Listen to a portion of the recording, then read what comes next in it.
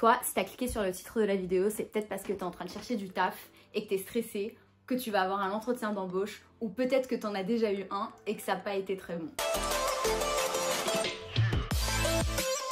Welcome back to my channel. Aujourd'hui, je vous parle donc de entretien d'embauche. Pourquoi c'est important de préparer son entretien d'embauche, comment, et puis on va déjà énumérer quelques questions qui se passent lors de l'entretien.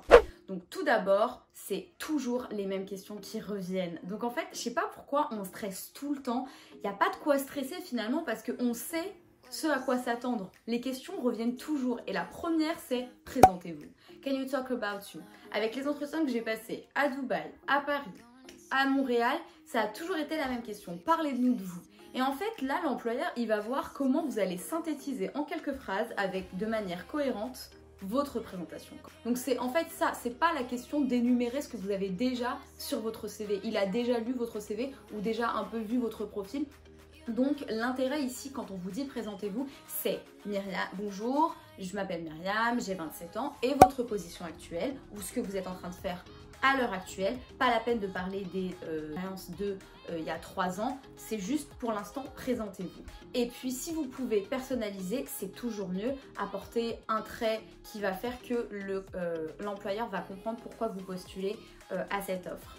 Bien sûr, il peut aussi élaborer la question et vous dire oui, est-ce que vous pouvez vous présenter votre parcours? Et là, donc du coup, vous allez parler de votre parcours, mais c'est vraiment important de parler des dernières expériences. C'est pas la peine de, si vous avez eu déjà un doctorat et tout, vous n'allez pas parler du baccalauréat. Vous n'allez pas dire oui, alors j'ai eu un bac, mention bien et tout. Non, ça c'est pas le but. Il faut vraiment essayer d'aller à l'essentiel pour que ça soit pas trop long et que l'employeur garde le fil, que vous n'allez pas noyer d'informations.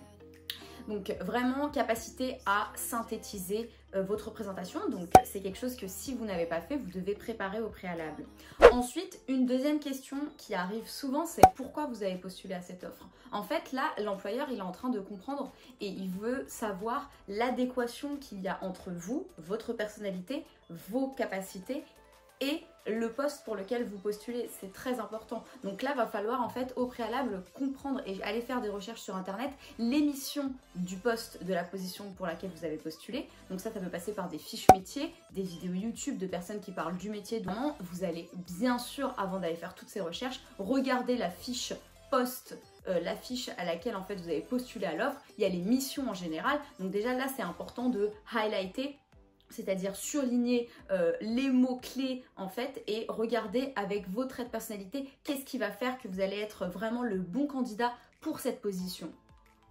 C'est pourquoi cette entreprise, qu'est-ce que vous connaissez en fait de l'entreprise, pourquoi vous postulez pour celle-ci et pas une autre. Et donc là en fait ça nécessite vraiment que vous ayez préparé votre entretien. Vous allez d'abord aller sur le site de la boîte, il y a sûrement un onglet nous connaître, nos valeurs, c'est important de les connaître. Je vous dis vraiment c'est important parce que ça montre à l'employeur que vous avez fait l'effort de chercher et que vous personnalisez donc du coup votre entretien.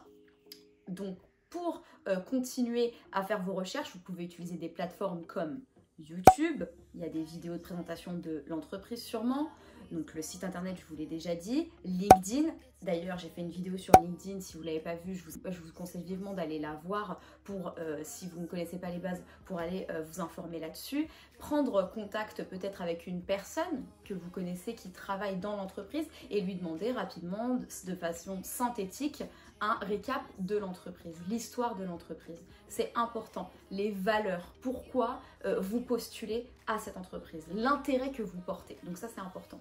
Ensuite, il y a vraiment quelque chose dont j'aimerais vous parler et que je n'avais pas avant comme idée avant que je parte à Montréal. Avant, quand j'avais l'idée de passer un entretien, j'avais l'impression que c'était toujours moi à qui on posait les questions et que c'était moi qui étais plus à la recherche du travail que l'employeur qui était à la recherche de quelqu'un pour effectuer la tâche du poste concerné. Ça, c'est totalement faux. Sachez que quand vous êtes en entretien, l'employeur, il est à la recherche, il est aussi un peu en entretien. Vous devez poser des questions parce que peut-être que vous n'avez pas compris trop l'émission ou que vous voulez plus de précision, Il faut montrer que vous êtes curieux et montrer que vous aussi, vous avez envie d'en savoir plus. Peut-être que le poste finalement ne va pas vous correspondre ou que quelque chose va faire que vous préférez une autre entreprise. Donc montrez que vous avez de l'intérêt et posez un peu. Souvent c'est à la fin quand le recruteur a fini un peu de poser ses questions, il me dit et vous, est-ce que vous avez des questions?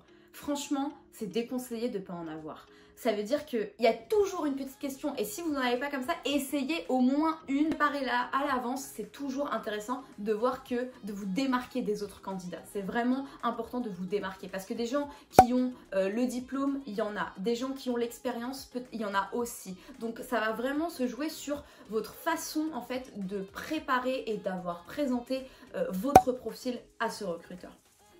Dernier tips, s'il vous plaît, allez en entretien bien habillé. C'est un entretien professionnel. Mettez une petite chemise ou un blazer, mais n'allez pas en mode trop motif, trop extravagant. C'est pas la peine. Soft, neutre, d'avoir préparé l'entretien, c'est-à-dire vous connaissez la boîte, vous connaissez les missions que vous allez effectuer et vous posez des questions. C'est vraiment les 3 trucs sur lesquels je peux revenir. Et un dernier tips, soyez honnête et transparent.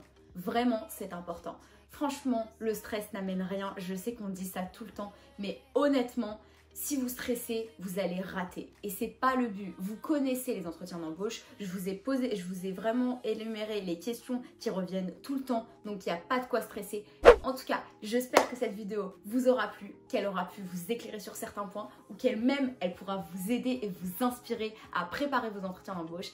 Si tu as kiffé, n'hésite pas à lâcher un petit commentaire pour nous parler aussi de ton expérience quand tu passes des entretiens. Et puis, n'hésite pas à t'abonner à la chaîne pour plus de vidéos. On se voit la semaine prochaine. Bye!